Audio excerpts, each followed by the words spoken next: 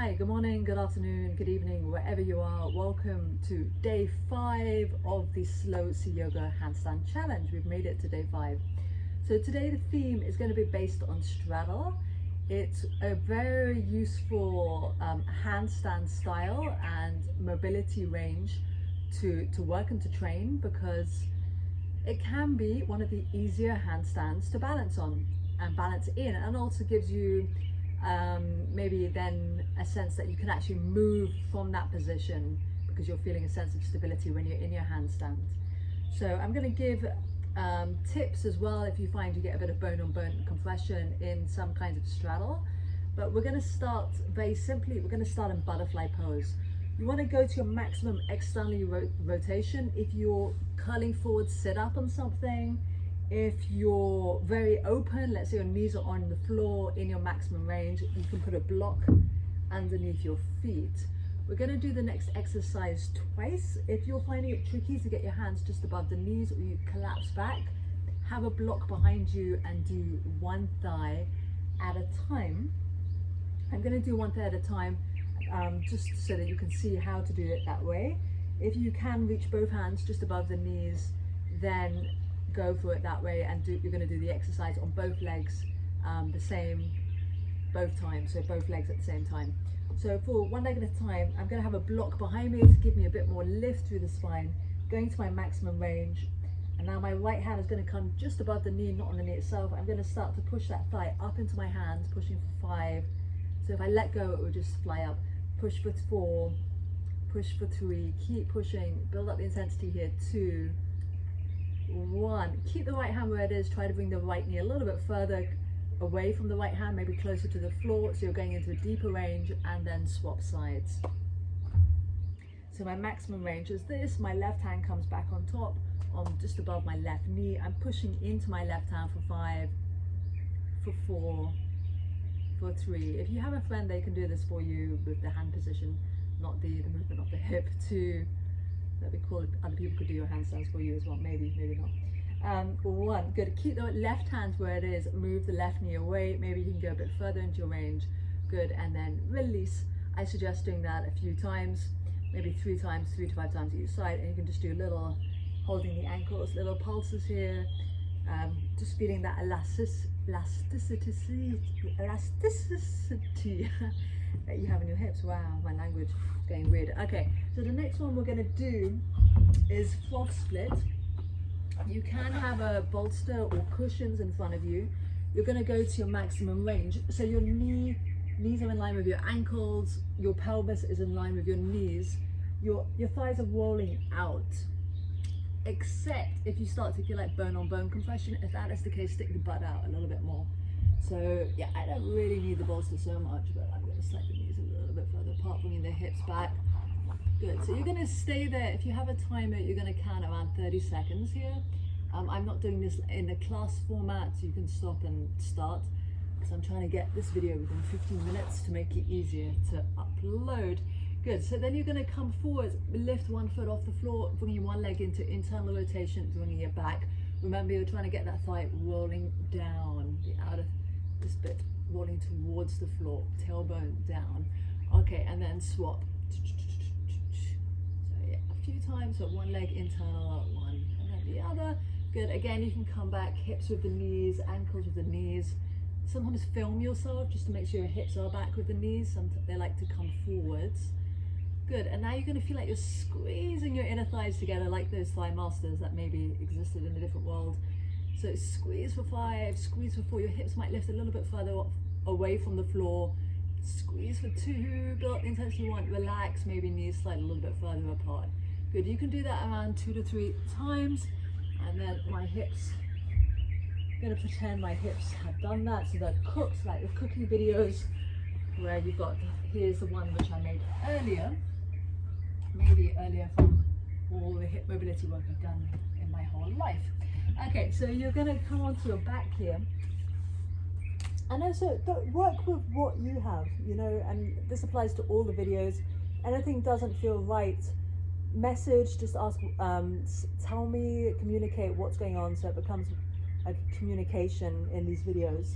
People have asked for straddle, so this is why we're doing straddle. If you ask for something or ask specific questions, we will possibly cover those. So you will co-create these videos.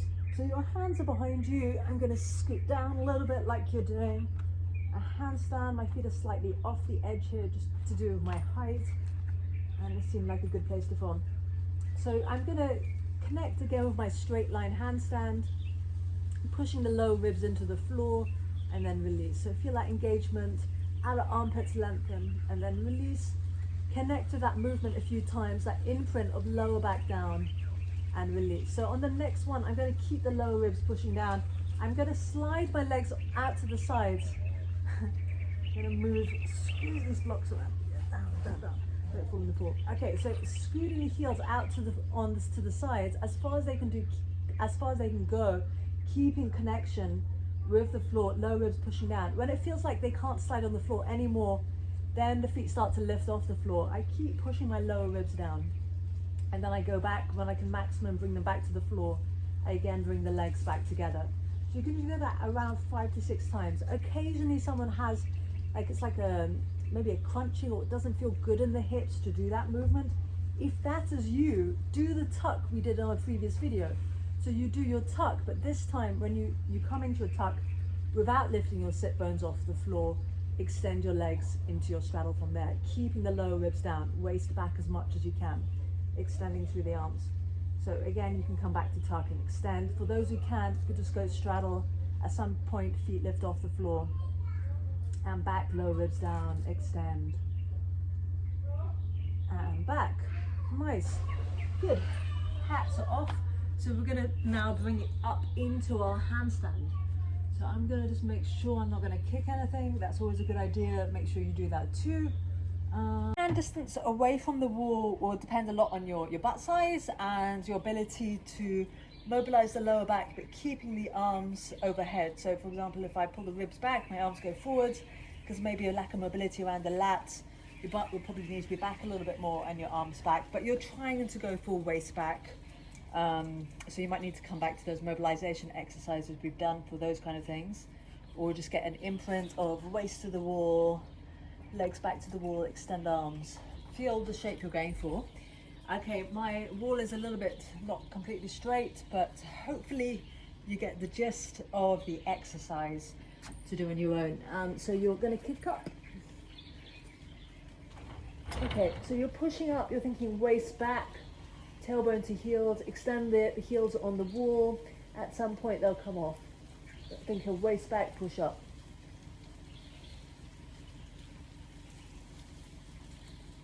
Good, and then again extend legs to sides, maybe heels at some point touch the wall. I'm not really smashing the wall, but it sounds like it through this window. And then again push up. At some point heels away from wall.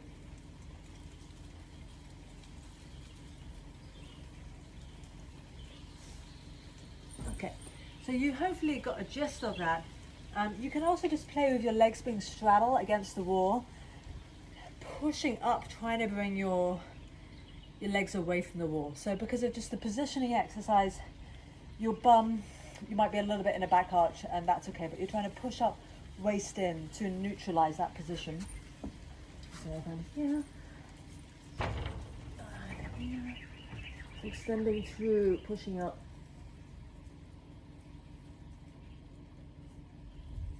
And then maybe feet back to the wall. Smash it and then push.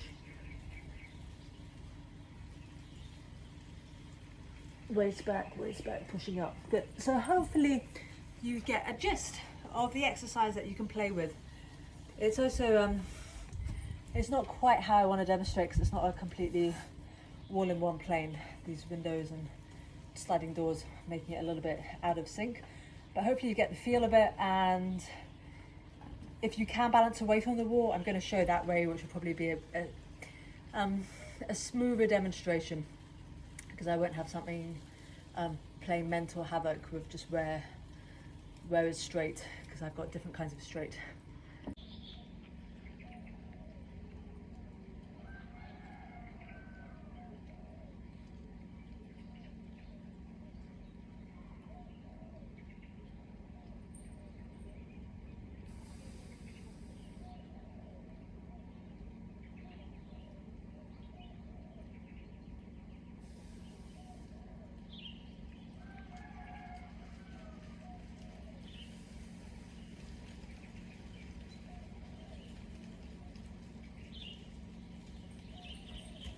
Yeah, for sure.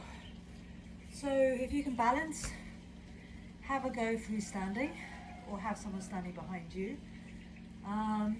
Little tips, yeah, if you ever feel like a little bit unsteady or your form's not right, you could have seen it in that video. It's like you try and correct it and try not to come down. Yes, so enjoy. Look forward to seeing what you guys come up with for day 5 of the Slow Gili Yoga Handstand Challenge. What you share from this day will inform day 6 and day 7. Enjoy.